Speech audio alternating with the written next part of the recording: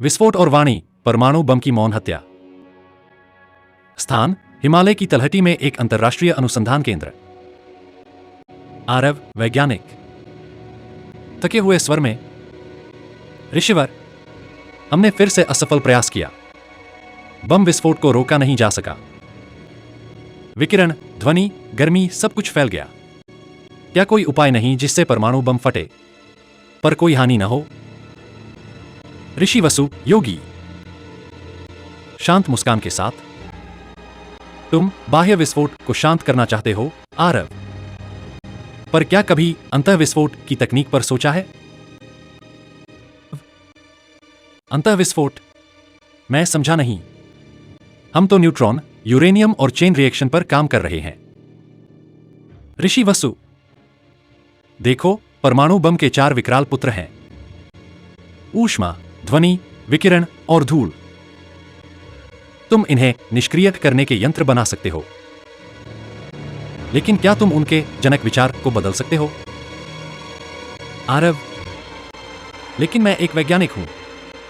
मुझे चाहिए तकनीक, ऐसा ढांचा, ऐसा कवच, ऐसा कृत्रिम चुंबकीय क्षेत्र जो उस शक्ति को कैद कर ले। ऋषि वसु, तो सुनो, 3 मार्ग हैं। एक मार्ग चुंबकीय नियंत्रण, इलेक्ट्रोमैग्नेटिक शील्डिंग। जैसे हनुमान की पूंछ जलती है लेकिन लंका को जलाकर वह फिर शांत हो जाती है, वैसे ही अगर तुम विस्फोट को एक सुपरकंडक्टिंग मैग्नेटिक फील्ड में बांध दो तो ऊर्जा बाहर नहीं आएगी, बस भीतर हाहाकार मचेगा। 2 मार्ग न्यूट्रॉन का निग्रह, न्यूट्रॉन अब्जॉर्प्शन नैनो टेक्नोलॉजी। यदि तुम विस्फोट से पहले ही न्यूट्रॉन को सोख लो तो चेन रिएक्शन अपूर्ण हो जाएगा। जैसे युद्ध में सेनापति को पहले मार दो तो युद्ध ही न होगा। 3 मार्ग क्वांटम रद्दीकरण, क्वांटम फेज कैंसलेशन। परमाणु तरंगे भी मंत्रों की तरह होती हैं। अगर 2 विपरीत तरंगे एक साथ आएं तो एक दूसरे को रद्द कर सकती हैं। जैसे शंख और घंटा 7 बजे तो मौन उतर आता है। आरव, आश्चर्यचकित, ये तो विज्ञान और ध्यान का संगम है। ऋषिवर, क्या हम इसे क्वांटम शील्ड ऑफ साइलेंस कह सकते हैं? ऋषि वसु, मुस्कुराते हुए, क्यों नहीं? जो ध्वनि से परे मौन लाता है वही परम विज्ञान है। पर याद रखो, असली विस्फोट तब होता है जब मनुष्य के अह का परमाणु फटता है। आरव, तो क्या तकनीक से बड़ा समाधान जितना है? ऋषि वसु, हां पुत्र, परमाणु शक्ति को ऊर्जा में बदलना विज्ञान है, पर परम भाव को करुणा में बदलना ही ब्रह्म विज्ञान है। जब तकनीक और तप, प्रयोगशाला और साधना, यंत्र और मंत्र एक साथ चलें, तभी बनेगा वह युग जहां परमाणु फटेगा पर कोई नहीं मरेगा, क्योंकि तब परमाणु नहीं फटेगा, अहंकार फटेगा। जब परमाणु बम फटता है तब 4 मुख्य प्रभाव उत्पन्न होते हैं। थर्मल रेडिएशन, ऊष्मा विकिरण, अत्यधिक तापमान जिससे आगजनी।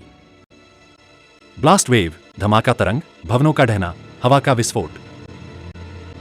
आयोनाइजिंग रेडिएशन, विकिरण, कैंसर, आनुवंशिक क्षति। फॉलआउट, विकिरणीय धूल, दीर्घकालीन पर्यावरणीय असर।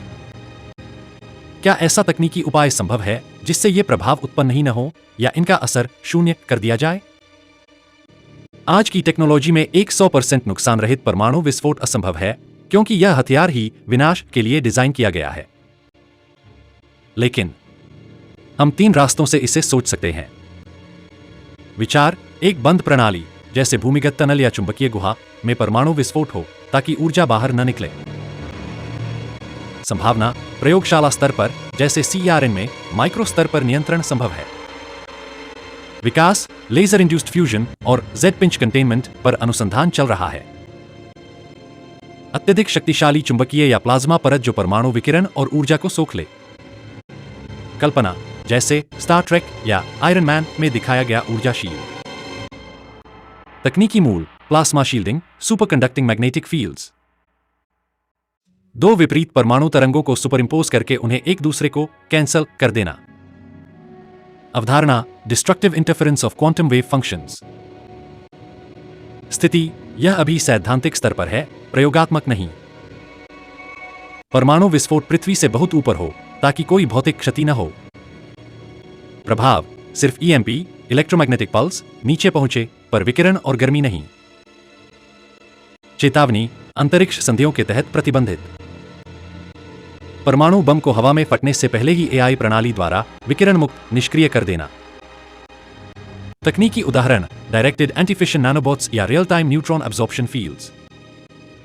अगर हम परमाणु विस्फोट को हथियार के रूप में नहीं बल्कि ऊर्जा स्रोत के रूप में प्रयोग करें। अग्नि नए सुप्था ऋग्वेद। अग्नि ऊर्जा, विकिरण, चेतना का प्रतीक है। वही विनाश भी करता है, वही यज्ञ भी। अग्नि दो प्रकार की है। क्रूर अग्नि क्रोध, यम, रुद्र रूप जो असंतुलन पर विनाश करती है। यज्ञीय अग्नि सत्व, ज्ञान, ब्रह्मा रूप जो तप, शुद्धिकरण, सृजन करती है। यह वही द्वैत है जो परमाणु में भी दिखता है। कंट्रोल्ड न्यूक्लियर फिशन ऊर्जा उत्पादन, पावर। अनकंट्रोल्ड फिशन विनाश, बॉम्ब। वैदिक दृष्टि में अग्नि को यज्ञ में नियोजित किया जाता है, नियंत्रित ऊर्जा। तात्पर्य यदि परमाणु शक्ति अग्नि को यज्ञ की तरह नियंत्रित किया जाए, सम्यक ज्ञान, आहुति, आत्मनियंत्रण और सामूहिक उद्देश्य से, तो वह नुकसान रहित बन सकती है। अर्जुन और अश्वत्थामा दोनों ब्रह्मास्त्र चलाते हैं, लेकिन केवल अर्जुन उसे वापस बुला पाता है। कारण अर्जुन के पास मनोनिग्रह और आत्मज्ञान था। ब्रह्मास्त्र की प्रकृति यह परमाणु जैसा ही अस्त्र था जो उच्च चेतना द्वारा नियंत्रित होता था। इसे चलाने से पहले ध्यान, मंत्र, नियत उद्देश्य जरूरी था। सत्य, नियत और ध्यान के बिना यह अनियंत्रित हो जाता था, जैसे अश्वत्थामा के साथ हुआ। तात्पर्य आधुनिक परमाणु हथियारों के लिए भी यदि मनस्विता और नैतिक चेतना जोड़ी जाए तो उसे शांत किया जा सकता है। स्पंदनम ब्रह्मा उपनिषद। उपनिषदों में सारी सृष्टि को तरंग, वाइब्रेशन कहा गया है। परमाणु विस्फोट मूलतः तरंगों का एक तीव्र असंतुलन है, असामय। समाधान सामान्य, सम्यक तरंगों से उस असामय को संतुलित करना।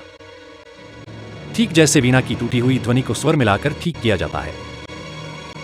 वैदिक तकनीकें मंत्र, ध्वनि तरंगों से चेतना संयोजन। यंत्र, ऊर्जा के ज्यामितीय नियमन। तंत्र, चेतना और ऊर्जा का संयुक्त प्रयोग। तात्पर्य यदि किसी तरंगीय विस्फोट को सूक्ष्म ध्वनि, मंत्र, ज्यामिति, यंत्र और चेतना तंत्र से सामे में लाया जाए तो नुकसान टाला जा सकता है। यह विचार आधुनिक वेव इंटरफेरेंस, एम शील्डिंग और वाइब्रेशन कंट्रोल से मेल खाता है। परमाणु विकिरण क्या है? तेज, असामय ऊर्जा जो कोशिकाओं में क्षति करती है। आयुर्वेद क्या कहता है? वात, पित्त, कफ यदि संतुलन में है तो शरीर हर प्रकार की विकृति से रक्षा कर सकता है। ओज, ऊर्जा की रक्षा शक्ति यदि प्रबल है तो बाह्य आक्रमण प्रभावहीन हो जाते हैं। यदि किसी राष्ट्र की सामूहिक चेतना, नैतिकता और जीवन शैली, यम नियम संतुलित हो तो ओज रूपी संरक्षण क्षेत्र, डिफेंसिव फील्ड बन सकता है जो विकिरण और विस्फोट को निष्प्रभावी कर सकता है। यज्ञ और वास्तु संयोजन से अग्नि को शुभ बनाया जा सकता है। अग्निहोत्र एक वैदिक प्रक्रिया जो निश्चित समय, दिशा और मंत्र से की जाती है। वैज्ञानिकों ने पाया है कि अग्निहोत्र से परमाणु विकिरण की मात्रा कम हो सकती है, कुछ शोधों के अनुसार। यह आज के एनर्जी फील्ड न्यूट्रलाइजर्स या प्लाज्मा क्लोकिंग जैसे सिद्धांतों के समकक्ष है। प्रत्याहार, धारणा, ध्यान, समाधि ये केवल मानसिक नहीं, ऊर्जा के स्तर पर भी कार्य करते हैं। योगी अपनी बुद्धि की तरंग से पदार्थ को रूपांतरित कर सकता है। योग वशिष्ठ। योगी द्वारा चलाया गया अस्त्र केवल उद्देश्यानुसार कार्य करता है, स्वयं निर्णय नहीं लेता। भारतीय ग्रंथ परमाणु ऊर्जा को नकारते नहीं, उसे शुद्ध करने की बात करते हैं। नुकसान रहित परमाणु विस्फोट तभी संभव है जब वैज्ञानिक तकनीकें, नैतिक चेतना और तरंगीय सम्यकता तीनों का समन्वय हो। शस्त्र को शास्त्र में लय करो, तभी विस्फोट में भी निर्माण होगा।